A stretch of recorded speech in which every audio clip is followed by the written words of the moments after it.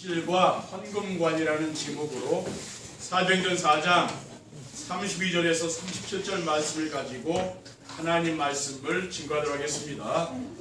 할렐루야. 주위에 계신 성도님과 축복의 인사를 하겠습니다. 참 행복해 보이십니다. 금년에도 세상을 행복하게 만드는 해피바이러스로 살아갑시다. 금년에도 세상을 행복하게 만드는 해피바이러스로 살아갑시다. 우리 교회는 이제 해피바이러스 살아가자고 하잖아요. 세상은 지금 악한 바이러스가 지금 일어나가지고 세상을 힘들게 하지 않습니까? 그렇죠? 바이러스가 참 중요한 거죠. 그렇죠?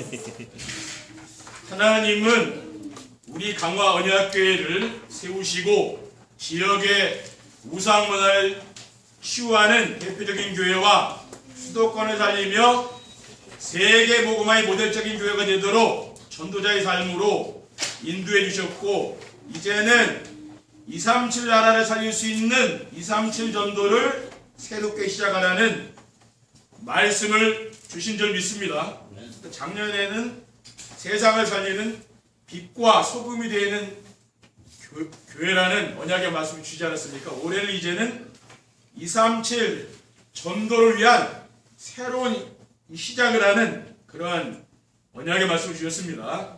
그리고 하나님께 드리는 헌금은 우리에게 영원한 생명을 주시려고 당신의 생명을 십자가에 내어주신 그리스도께 우리의 생명을 드리는 마음으로 제물을 드리는 것입니다. 그래서 헌금은 형편에 따라 적당하게 드리는 것이 아니고 하나님이 원하시는 일을 위해서 힘에 겹도록 하는 것입니다. 오늘 전할 말씀의 제목이 237 전도 요원의 물질과 헌금관입니다. 오늘 말씀을 통해서 올바른 물질관과 헌금관을 갖추어 하나님의 큰 축복을 받아 누리는 우리 성도님들이 되시기를 주님의 이름으로 축원드립니다.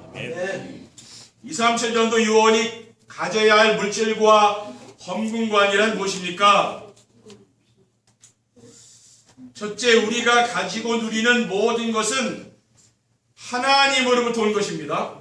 왜냐하면은 로마서 11장 36절에 보면은 이는 만물이 주에게서 나오고 주로 말미암고 주에게로 돌아갑니다. 그에게 영광이 세세 있을지어다. 아멘. 이라고 했기 때문입니다. 그리고 욥기 1장 21절에 보면은 내가 모태에서 알몸으로 나왔사온 적 또한 알몸으로 그리로 돌아가올지라. 주신 이도 여호와시요 거두신 이도 여호와이시니 여호와의 이름이 찬송을 받으실지니이다 라고 했습니다. 욥은 큰 부자였죠. 재벌이었는데 하루아침에 자식도 잃어버리고 그 많은 재산을 다 잃어버리지 않았습니까? 그러면서 욥이 하나님 앞에 한 고백이죠. 하나님이 주신 것을 하나님이 가져갔다고 하지 않습니까? 그러면서 하나님을 찬송했습니다. 그리고 우리가 주의 손에서 받은 것으로 주께 드렸을 뿐이라고 했습니다. 다윗은 성전 건축과 준비를 다 마치고 무엇이라고 했습니까? 역대상 29장 14절에 보면은 나와 내 백성이 무엇이기에 이처럼 즐거운 마음으로 드릴 힘이 있었나이까? 모든 것이 주께로 말미암아 싸우니 우리가 주의 손에서 받은 것으로 주께 드렸을 뿐이니이다 라고 있습니다. 아멘. 모든 걸 우리가 준비했지만은 하나님이 주신 거라고 했잖아요. 그렇죠? 아멘. 우리가 우리 물질관을 그렇게 가져야 되는 것이죠. 하나님이 우리에게 맡겨주신 것이라고 내가 생각이 되는 거예요. 아멘. 그래야 아깝지가 않은 거죠. 그렇죠? 내 거라고 생각하면은 굉장히 아깝지 않은 거죠. 둘째, 하나님이 우리에게 주신 것은 재물의 소유권이 아니고 사용권입니다. 왜 하나님이 우리에게 주신 것은 재물의 소유권이 아니라 사용권을 주셨습니까? 누가복음 12장에 보면은 재물을 쓰지 않고 쌓아두는 사람을 어리석은 사람이라고 했기 때문입니다. 누가복음 12장 19절의 2절에 보면은 또 내가 내 영혼에게 이르되 영혼아 여러 해 쓸 물건을 많이 쌓아두었으니 평안히 쉬고 먹고 마시고 즐거워하지 아니라 하되 하나님은 이르시되 어리석은 자여 오늘 밤에 내 영혼을 도로 찾으리니 그러면은 내 준비한 것이 누구의 것이 되겠느냐 라고 했습니다. 그러니까 하나님 우리에게 재물의 소유권을 준 게 아니라 뭘 주었습니까? 사용권을 준 거죠. 그러니까 하나님은 우리에게 재물을 주신 이유는 뭡니까? 그 재물을 쓰라고 주신 거 아닙니까? 그렇죠. 그리고 재물은 스스로 날개를 내어 하늘을 나는 독수리처럼 날아간다고 했습니다. 잠언 23장 5절에 보면은 네가 어찌 험한 곳에 주목하겠느냐? 정령이 재물은 스스로 날개를 내어 하늘을 나는 독수리처럼 날아가리라. 그러니까 우리가 아무리 붙잡아도 날아가는 재물은 막을 수 없는 거예요. 그렇죠? 지금 그래서 망하는 사람에게 투자하면 같이 망하는 겁니다. 왜 그렇습니까? 재물이 지금 나가는 시간표잖아요. 그거 아무리 갖다 쏟아부어도 나가는 거죠. 그렇죠? 그리고 불의한 청지기 묘에 말씀하시기를 불의의 재물로 친교를 사기라고 했습니다. 누가복음 16장 9절에 보면은 내가 너희에게 말하노니 불의의 재물로 친구를 사기라. 그리하면 그 재물이 없어질 때에 그들이 너희를 영주할 처소로 영접하리라. 불의의 재물로 친구를 사기라 했죠. 그 뭡니까? 그 돈을 가지고 뭡니까? 사람들을 베풀라는 말 아닙니까? 그렇죠? 친구를 사귀라고 했으니까. 우리가 어떤 응답 받아야 됩니까? 하나님이 나에게 주신 이 재물을 가지고 나만 내가 쓰고 사는 게 아니라 다른 사람을 위해 베풀 정도로 여러분이 그렇게 응답 받으셔야 돼요. 그래서 내 주머니에는 항상 돈이 있으면 왜 다른 사람 누가 달라고 줄 수 있을 정도. 그 정도로 여러분이 재물을 생각한다면은 여러분은 굉장히 뭡니까? 은혜 받은 사람이요. 진짜 성령 충만한 사람이군요. 절대로 안 쓰잖아요. 그렇죠? 그래서 내가 누군가 어려운 사람에게 내 돈을 줄 정도가 된 사람은 굉장히 물질에 대해서 좀 자유로운 사람이죠. 그렇죠? 그리고 셋째, 헌금은 나에게 있는 모든 것이 하나님으로부터 온 것임을 인정하는 것입니다.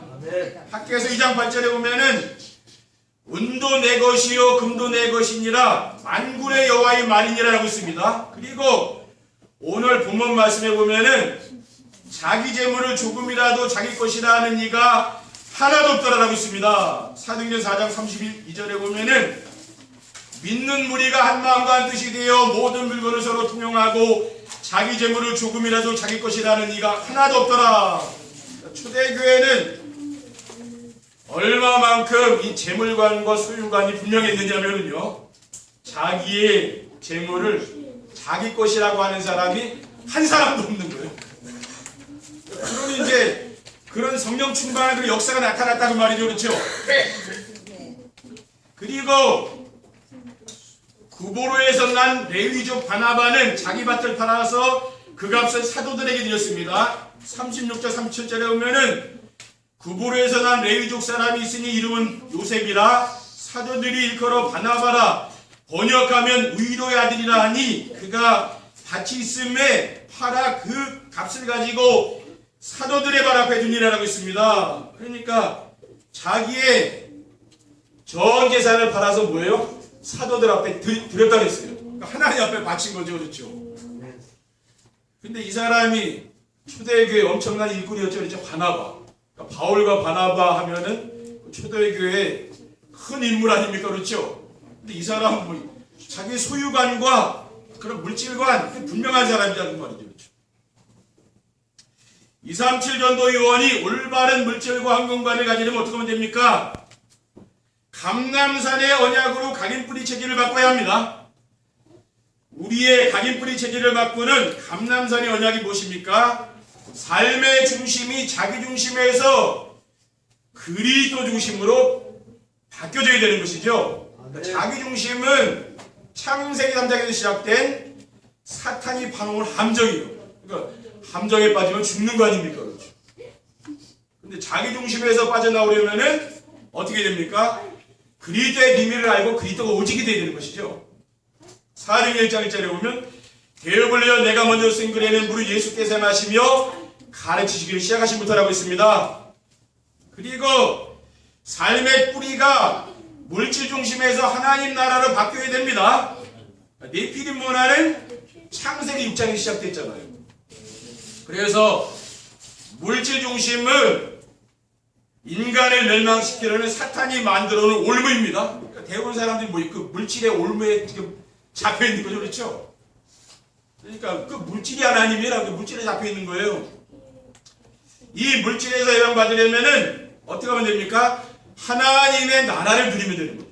사도행전 1장 3절에 보면은 그가 고난받으신 후에 또한 그들에게 확실한 많은 증거로 친히 살아계심을 나타내사 40일 동안 그들에게 보이시며 하나님 나라의 일을 말씀하시니라라고 했습니다. 그리고 삶의 체질을 바꿔야 됩니다. 어떻게 바꾸면 됩니까? 성공 중심에서 성령 충만으로 바꿔야 됩니다. 그러니까 창세기 11장에 보면은 바벨탑을 쌓는 게 뭡니까? 그게 성공이거든요. 바벨탑은 결국은 무너지는 거죠, 그렇죠? 세상의 성공은 결국은 영적 문제가 와서 무너지게 됩니다. 그래서 이 성공 중심은 사탄이 만들어 온 틀이죠. 그러니까 틀에 갇혀서 못 나온다는 거예요. 세상 사람들은 자기 중심, 물질 중심, 성공 중심에서 절대 못 나오는 거죠. 그게 사탄에게 잡혀 있는 겁니다. 여기에서 해방되는 게 구원이라는 말이에요. 그러니까 그리스도를 믿어야 해방되는 거죠, 그렇죠? 사도행전 8절에 보면 오직 성령이 너에게 마시면 너희가 권능을 받고 예루살렘과 온 유대와 사마리아 땅까지 내 증인 되리라. 이 말씀을 붙잡고 우리는 빠져나오는 겁니다. 그리고 둘째, 마가다락방에 성령 충만으로 재창조 역사가 일어나야 합니다. 우리의 삶의 현장에서 재창조 역사가 일어나려면 어떻게 하면 됩니까? 마가다락방에 성령 충만 받으면 되거든요. 그러니까 우리 성도들이 성령 충만 받으면 됩니다, 그렇죠? 마가다락방에 성령 충만을 체험하게 되면 어떻게 됩니까? 그리스도가 오직 되는 거죠. 그러니까 여러분이 성령 충만을 안 받아서 그렇지 진짜 성령 충만을 위해 기도하게 되면 그리스도가 오직이 된다니까요. 인생의 모든 문제는 창조주 하나님을 만나야만 해결되는 것입니다. 창조주 하나님을 떠나서 인생의 모든 문제가 시작된 거죠. 하나님은 역사의 수레바퀴를 움직이는 분입니다. 그렇죠? 그분이 하나님이거든요. 그러니까 모든 주권이 누구한테 있는 겁니까? 하나님의 손에, 살고 죽고 모든 게 하나님 손에 있는 거 아닙니까? 그렇죠? 하나님의 이 손을 피할 사람이 어디 있습니까? 그렇죠? 아무 누구도 못 피하는 겁니다. 그래서 인간은 창조주 하나님을 만나야 행복한 줄 믿습니다. 하나님을 떠나서 불행해 왔기 때문에 하나님만 만나면 인생이 행복한다니까요. 그 길이 바로 예수 그리스도를 믿으시기 바랍니다. 그러므로 그리스도가 오직이 됐다는 건 뭡니까? 그 말은 내가 그리스도 한 분으로 만족하고 그리스도 한 분으로 충분하다 그 말이에요. 그게 되면 됩니다. 여러분이 성령 충만 받았다는 건 막 그 말이에요. 그래서 사도 바울은 그리스도 외에 모든 것을 나는 잃어버리고 배설물을 여긴다 했잖아요. 그리스도 외에 나는 것 다른 건 중요한 게 없다. 그렇게 복음을 깨닫는 거 아닙니까? 그리고 마가다락방에 성령 충만을 체험하면 어떻게 됩니까? 하나님의 나라가 이루어지는 거죠. 우리 성도님들의 삶의 현장에서 하나님의 나라가 임하는 거예요. 마태복음 12장 28절에 보면 그러나 내가 하나님의 성령을 힘입어 귀신을 쫓아내는 것이면 하나님의 나라가 이미 너에게 임하였느니라. 제가 요즘은 잘 화를 안 내더라고요. 가만히 보니까 우리 가족들한테 물어보세요. 제가 화내냐고. 아침에 생각해 보니까 잘 안 내더라고요. 화를. 대부분 사람이 화를 냅니까? 그 마음에 분노가 있는 거거든요. 화를 안 내는 이유는 분노가 없으니까 안 되는 것 같아요. 제가 볼 때. 내 마음속에 쌓인 화가 없는 거예요. 대부분 사람들이 왜 화를 냅니까?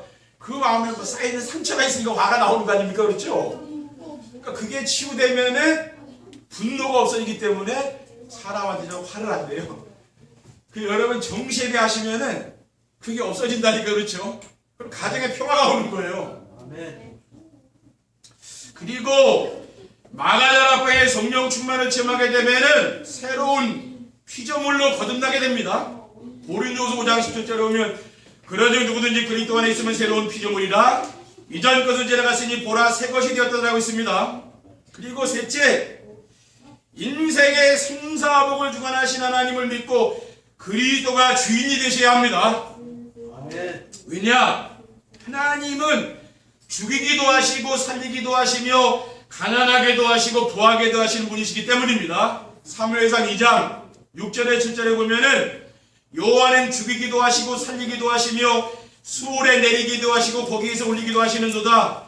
여호와는 가난하게도 하시고 부하게도 하시며 낮추기도 하시고 높이기도 하시는도라고 있습니다. 그러니까 하나님은 뭡니까? 생사복을 주관하는 것이죠.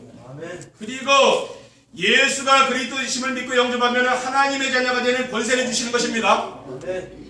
영접하는 자고 그 이름을 믿는 자에게는 하나님의 자녀가 되는 권세를 주신다 했어요. 그러니까 여러분은 뭐 하나님 자녀죠. 하나님이 여러분의 친아버지 아니에요, 그렇죠? 친아버지가 자녀들한테 잘해줄 거 아니에요, 그렇죠? 이렇게 우리는 언약의 관계라고 말입니다. 아버지와 자녀의 관계, 이 모든 축복이 거기서 오는 거예요, 그렇죠? 하나님의 모든 축복은 그 신분에서 오는 거예요, 신분에서. 내가 열심히 해서 오는 게 아니라고 말이에요. 그건 종교생활이죠, 그렇죠?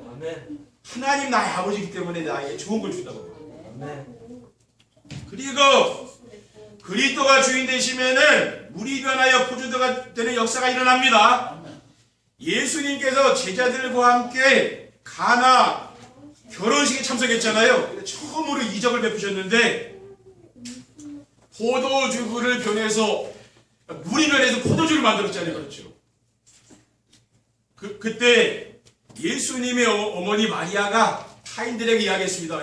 포도주가 떨어졌으니까 예수님에게 이야기하는 대로 해야 그랬잖아요. 그러니까 항아리에 갖다가 물을 가득 부으라니까 그 항아리가 물이 들어있었는데 그 포도주를 바뀌었잖아요. 그런 기적이 일어났다. 왜? 하나님은 뭡니까? 우리 예수 그리스도, 이분은 창조주 하나님 아닙니까? 그렇죠? 그러니까 무엇인지 하실 수 있는 분이요. 여러분 인생에 찾아와서 여러분 가정의 주인 되길 원하시고 그분은 말씀으로 모든 것을 행하시는 분인 걸 믿으시기 바랍니다. 그러니까 여러분들이 해야 될 건 뭐냐면은 강단의 말씀을 순종하고 따라가기만 하면 돼요. 어제 유목사님 핵심에서도 말씀했잖아요. 성도들이 강단에 매일매일 강단 말씀 들으라 그러잖아요, 그렇죠? 그 말씀 서론에서 하잖아요. 근데 올해 들어와서 계속 그 얘기 하시더라고, 집회 때마다. 근데 우리는 좀 몇 년 전부터 강단 메시지 들으라고 지금 계속 하고 있거든요, 그렇죠? 목사님 지금 얘기하는데 우리는 몇 년 전부터 이거 했다니까요. 근데 처음에는 못 알아듣는 거예요. 아유, 메시지 많은데 강단 말씀을 들어야 됩니까? 그렇잖아요. 근데 지금 와서 이 메시지를 계속 하거든요. 왜 그렇습니까? 교회들이 잘 세워지지 않는다고 말하는 거죠. 성도들이 잘 세워지지 않는다고 말 아니에요. 그 말은 성도들이 강단 말씀 안 따라간다 그 말 아니에요, 그렇죠? 237 전도를 하려면은 강단 말씀을 매일 들으라고 하시잖아요, 그렇죠? 그게 키입니다. 우리 렘넌트들도 마찬가지예요. 우리 렘넌트들 영적성이 되려면요, 이 강단 말씀 매일 들으면 돼요. 그러면은 이 아이를 하나님이 기른다니까요. 우리가 아무리 자녀를 길러도요, 하나님이 기르는 것 마치 기르겠습니까? 사무엘 어릴 때부터 하나님 기르잖아요, 그렇죠? 다른 거예요. 우리 렘넌트들 어릴 때부터 하나님 말씀으로 길러봐요. 이 아이들 다르다니까요. 그걸 여러분이 아셔야 돼요, 그렇죠? 237 전도 요원이 올바른 물질과 한공간을 갖게 되면 어떻게 됩니까? 예배 시간이 기다려지고 선포되는 말씀이 모두 자신에게 주는 것 같습니다. 내 인생의 모든 것이 하나님으로부터 온 것임을 믿고 물질의 소유권이 아니라 사용권을 주신 사실과 모든 것이 하나님이 주신 것이라는 믿음을 갖게 되면은 예배 중심의 삶을 살게 돼요. 예배하는 자세가 달라진다는 말이에요. 왜? 오늘 하나님 나에게 큰 응답 주시는 시간이니까 달라져요. 그러니까 강단의 말씀을 내가 듣는 이 정시예배도 즐겁죠. 그러니까 면역력이 높아진다고 말이에요. 왜? 그 시간이 즐거우니까 그렇죠. 또 예배 드리는 시간이 즐겁죠. 행복하죠. 그러니까 여러분이 건강한 거예요. 그걸 아셔야 됩니다. 그래서 치유가 되고요, 현장에서 말씀이 성취되고 기도 응답이 오며 전도가 되는 축복을 누리게 되는 줄 믿습니다. 그리고 경제 규모가 생기며 적은 소득에도 생활이 궁핍하지 않게 됩니다. 237 전도 유언인 구원받은 성도들이 올바른 물질과 항공관을 갖게 되면은 돈을 함부로 쓰지 않죠. 그러니까 꼭 필요한 것을 쓰기 때문에 내가 돈을 많이 안 벌어도 소득이 작은데도 지출이 없어요. 그러니까 어떻게 됩니까? 다른 사람을 도울 수 있는 건데 돈이 많다고 해서 사람 돕는 게 아닙니다. 돈이 많다고 해서 헌금하는 게 아니죠. 그렇죠? 저는 옛날에 진짜 밥 사 먹을 돈이 없었다니까요. 네, 목회하면서 그런 적이 밥 사 먹을 돈이 없는 거예요. 그러니까 안 쓰는 거죠. 지금 어떻습니까? 지금 돈이 있어요. 근데 밥을 안 사 먹어요. 그게 달라졌어요. 그것까지 헌금하는 거예요. 그래 헌금할 수 있는 거 아니에요. 내 먹고 싶은 거 다 먹고 쓰고 다 쓰고 어디가 헌금합니까? 그렇죠. 근데 하나님이 그렇게 만들어준 거예요. 나를. 그러니까 돈 쓸 일이 없으니까 돈이 남잖아요. 그거 가지고 다른 사람도 주고 또 뭐 필요한 데 쓰는 거예요. 그래서 사람이 바뀌더라고요. 그러면 뭡니까? 소득이 작은데도 풍성한 거예요. 여유가 있어요. 누구한테 아쉬운 소리 안 하잖아요. 그렇죠? 돈 꿔달라고 안 하잖아요. 그것도 축복이라니까요. 근데 돈이 많은 사람도 돈 꿔다니는 사람이 있다니까. 그렇죠? 그걸 왜 그렇습니까? 경제 규모가 안 돼 있는 거예요. 우리 랩런트들이 어릴 때부터 가르쳐야 돼요.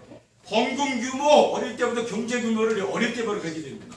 그리고 풍성한 은혜의 생활로 사소한 일에 시험 들지 않게 됩니다. 감람산의 언약으로 자기중심과 물질중심과 성공중심의 삶이 그리스도 하나님 나라와 성령 충만으로 각인 뿌리 체질이 바뀌고 마가다락방의 성령 충만으로 재창조 역사가 일어나면은 하나님의 절대 주권 속에 있는 하나님 계획이 보인다는 거예요. 모든 것이 하나님이 하신다는 게 내가 믿어집니다.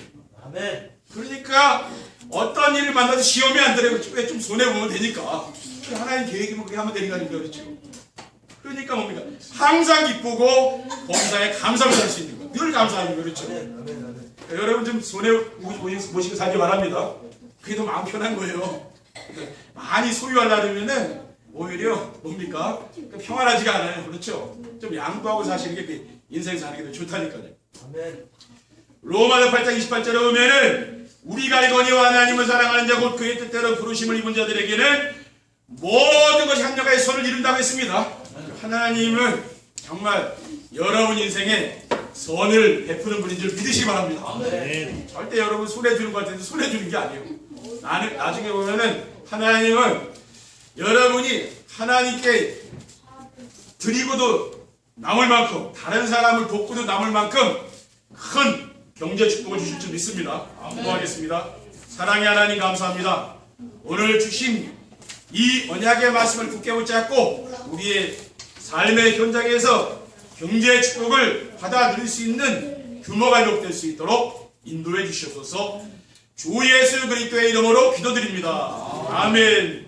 찬송하시겠습니다. 찬송가